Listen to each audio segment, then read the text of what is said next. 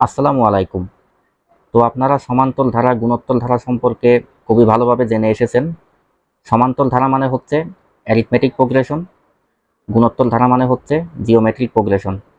তো আজকের লেসনে আমরা শিখব হচ্ছে গুণোত্তর গড়, যেটার ইংরেজি হলো জিওমেট্রিক মিন। গুণোত্তর মানে জিওমেট্রিক, আর গড় মানে হলো মিন। এটা আপনারা জানেন, গড় মানে অ্যাভারেজও হয়, এক্ষেত্রে আমরা মিনই নিলাম। তাহলে আসুন শুরু করে দিই। তো আমাদের 1 নম্বর প্রবলেমটা দেখি। এখানে বলতেছে হচ্ছে 18 এবং 72-এর গুণোত্তর গড় কত। তাহলে আমরা আসুন সলভ করা শুরু করে দেই। তো গুণোত্তর ধারার ম্যাথগুলো করার আগে আমাদেরকে একটা সূত্র জেনে রাখতে হবে, সেটা হচ্ছে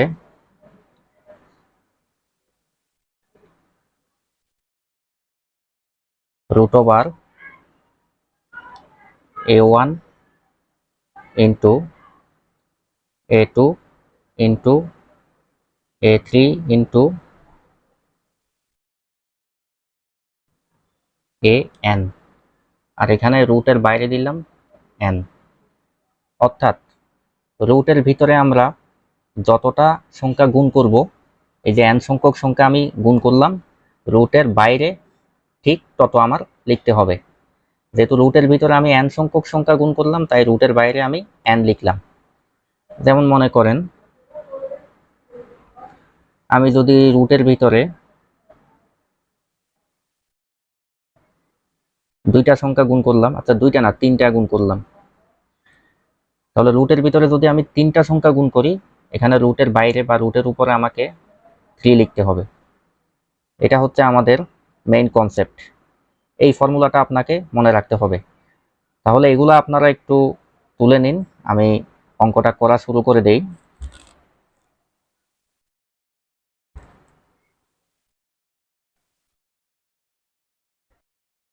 এখানে আমাদের কি চেয়েছে, 18 এবং 72-এর গুণোত্তর গড় কত। তো আমরা কি করব, সূত্র অনুযায়ী একটা রুট চিহ্ন দিব, ভিতরে 18 আর 72-কে গুণ করব। এখানে আমি রুটের ভিতরে দুইটা সংখ্যা গুণ করতেছি, তার মানে আমাকে রুটের উপর দিতে হবে 2। এখন এই যে রুটের উপর 2 দেওয়া না দেওয়া আসলে একই কথা। এটার কনসেপ্টটাও আমি আপনাদেরকে একটু এই ক্লিয়ার করে রাখি। মনে করেন √/a সমান আমরা কি লিখি, a, আর এর পাওয়ার আমরা লিখব হাফ। √a মানে হচ্ছে a⁻²। এখন যদি আমি এটা লিখি, একটা 2 দিলাম, তাহলে এটাই আসবে কিভাবে, এই যে এখানে a এর উপর পাওয়ার, এখানে কিছু নাই মানে তো 1 আছে, ঠিক আছে, 1 তো আছে। তো আমরা কি করি, এই এটাকে লিখব, একটা ভাগ চিহ্ন দিব, ভাগ চিহ্নের নিচে হবে হচ্ছে, আচ্ছা উপরে হবে হচ্ছে এই যে রুটের ভিতরে যে পাওয়ারটা আছে এটা 1। অর্থাৎ রুটের ভিতরে যেটা আছে, এই যে এর যে পাওয়ারটা, সেটা হবে ভাগ চিহ্নের উপরে, আর ভাগ চিহ্নের নিচে হবে হচ্ছে রুটের বাইরে যে আছে। তাহলে দেখুন এই জিনিসটা তো এই জিনিসটা, তাহলে আমার এই যে রুটের উপরে এই 2টা দেওয়ার দরকারটা কি, এটা মানেই তো এটা। তো এই হচ্ছে আমার মেইন কনসেপ্ট। এখন আমরা আসুন অঙ্কটা করি। এই 2 তো আমার লেখার দরকার নাই তাহলে। আচ্ছা, তার আগে আপনারা এটাও নিশ্চয় জানেন,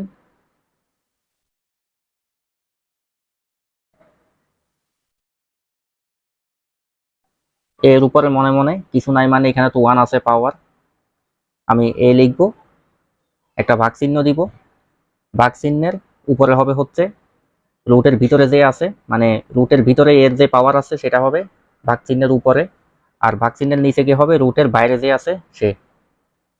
তো এটা আশা করি আপনারা অনেকেই জানেন।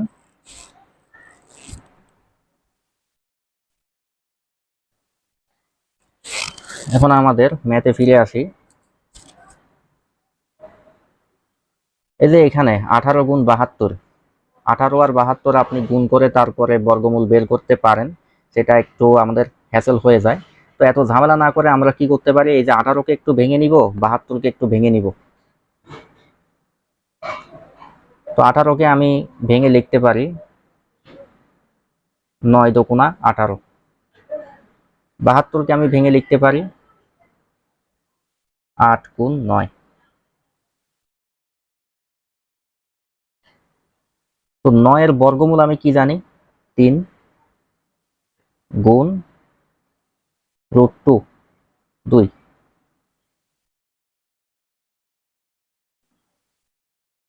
√8 লিখলাম গুণ 9 এর বর্গমূল হচ্ছে 3। এখন আমি গুণ করি, 3 তিরিকা 9 আর হচ্ছে √2 ইন্টু √8। তার মানে আমি একটা রুট চিহ্ন দিলাম, ভিতরে আমি 2 গুণ 8 লিখে দিতে পারি, কারণ 2 এর উপরও রুট আছে, 8 এর উপরও রুট আছে, এই জন্য আমি একবারে লিখে দিলাম। তো এখন আমরা কি করতে পারি, এই যে উপরের লাইনগুলো আপনারা তুলে নিন ভিডিওটি পজ করে, একটু এগুলো মুছে দিচ্ছি।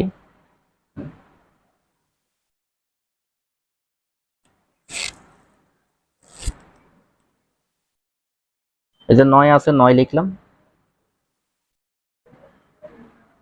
রুট চিহ্ন দিলাম, 2 গুণ 8 মানে হচ্ছে 16। 9 গুণ, সরি মার্কারটা একটু সমস্যা করতেছে, এখানে 16 এর বর্গমূল হচ্ছে 4, অর্থাৎ আমাদের অ্যান্সার হচ্ছে 36।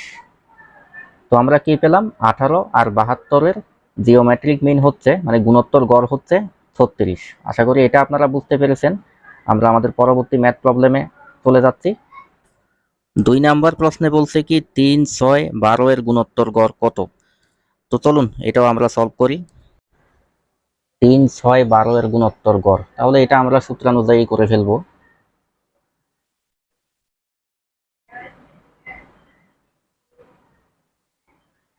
রুট দিলাম, রুটের ভিতরে আমি এই 3টা সংখ্যা গুণ করব।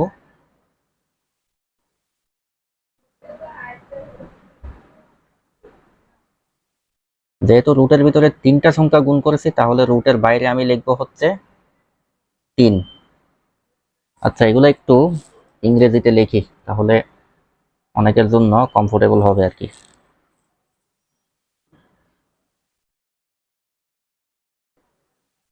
3 ইন্টু 6 ইন্টু 12। তো যেহেতু রুটের ভিতরে 3টা সংখ্যা গুণ করেছি, রুটের উপরে আমি কি লিখবো, 3।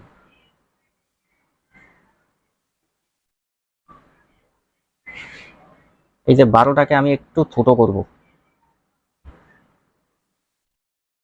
3 4 12।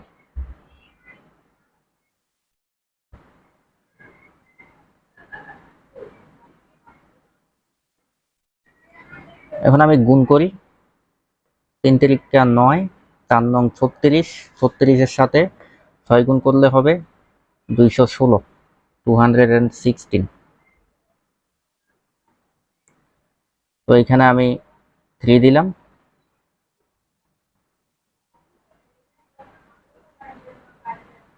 এখন আমি কি লিখতে পারি, 3√216, 3√216, এটাকে আমি লিখতে পারি 216 পাওয়ার হবে। এই যে 216-এর উপর কি আছে, মনে মনে 1 আছে পাওয়ার। তো আমি কি বলেছিলাম, রুটের ভিতরে যে পাওয়ার থাকবে সেটা হবে উপরে, আর রুটের বাইরে যেটা আছে সেটা হবে এই ভাগ চিহ্নের নিচে।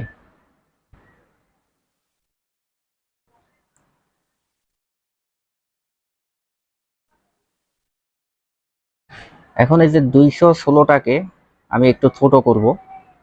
216টাকে আমি কিভাবে প্রকাশ করতে পারি, 6 6 36, 36-এর সাথে 6 গুণ করলে 216, অর্থাৎ 6কে 3 বার গুণ করলেই আমরা এটা পাই।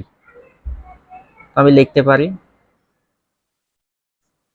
6 কিউব, 216কে আমি লিখলাম 6 কিউব, তার উপরে পাওয়ার কি আছে 1/3।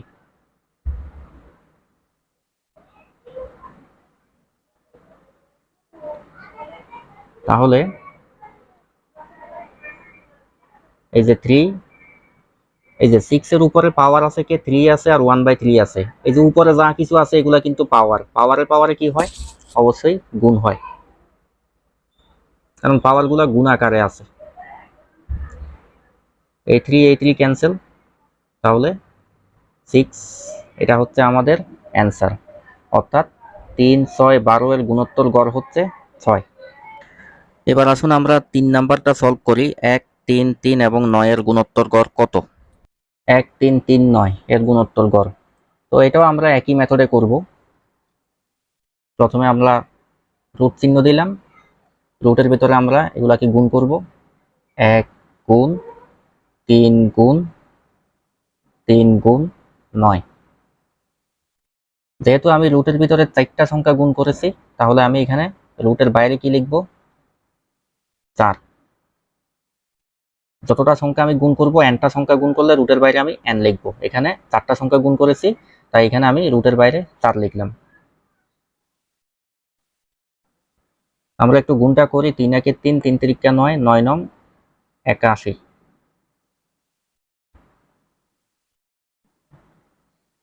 এখন এটাকে আমি কিভাবে লিখব? এই যে রুটের ভিতর 81 আছে, আমি 81 লিখলাম, একটা ভাগ চিহ্ন দিলাম।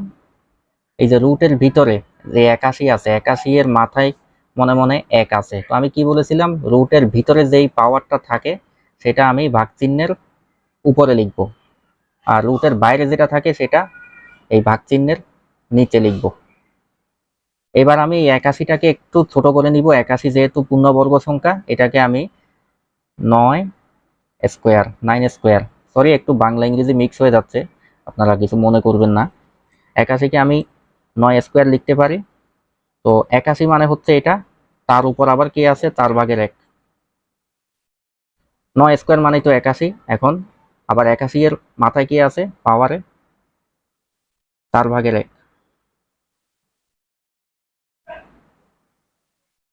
তো এখানে 9 এর উপরে এই যে 2 আছে, 4/1, এগুলা হচ্ছে পাওয়ার। যেগুলা উপরে আছে এগুলা সবকিছুই পাওয়ার গুলা কিভাবে আছে? গুণাকারে আছে। 9 লিখলাম, 2 গুণ 4/1, কারণ এগুলা হচ্ছে গুণাকারে আছে পাওয়ার গুলা। তো তাহলে 9 এর পাওয়ারে থাকলো কে? 2/1, 1/2। এটাকে আমি কি লিখতে পারি? √9। আর 9 এর বর্গমূল হচ্ছে আপনারা জানেন 3। এটাই হচ্ছে আমাদের 1, 3, 3, 9 এর গুণোত্তর গড়। এবার আপনাদের জন্য একটা হোমওয়ার্ক থাকছে। 3 এবং 12 এর গুণোত্তর গড় কত? এটার অ্যান্সার হচ্ছে আপনারা আমাকে কমেন্ট সেকশনে লিখে জানাবেন। ধন্যবাদ সবাইকে লেসনটি মনোযোগ দিয়ে দেখার জন্য।